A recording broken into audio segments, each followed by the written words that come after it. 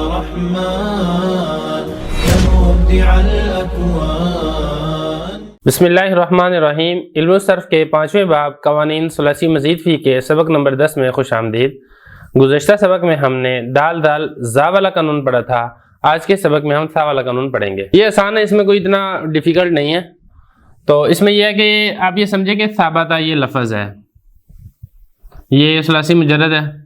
इसको आप सुलासी मजीद फ़ी के लेके अंदर ले जाए तो ये बन जाएगा इस्ताबता। तो इसको आप सुलासी मजीद फ़ी में लेके तो ये बन जाएगा इस्ताबता।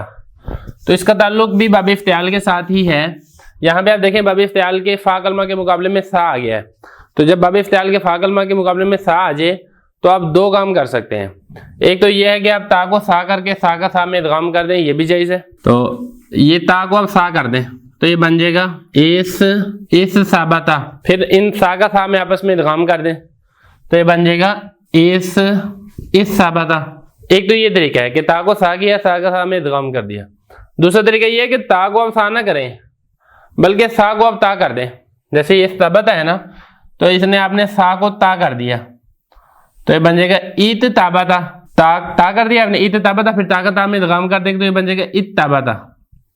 तो ये हो सकता है कि दोनों तरफ से इदगाम हो सकता है। इसको बोलते हैं इदगाम दो तरफा इदगाम है ये, ठीक है। और एक तरीका ये है कि आप इदगाम करें ही ना, बिल्कुल जैसे ही है उसको वैसे ही रहने दें, इस तबता रहने दें। तो ये इसके अंदर आपको इख्तियार है। तो मुख्तसर सा कानून है, कोई इतना खास इसमें नहीं है समझने वाला। तो मैं दोबारा खुलासा बताता हूँ आपको कि ता को सा करके सा का सा में भी इदगाम कर सकते हैं और सा को ता करके ता का ता में भी इदगाम कर सकते हैं, और चाहे तो इदगाम ना करें।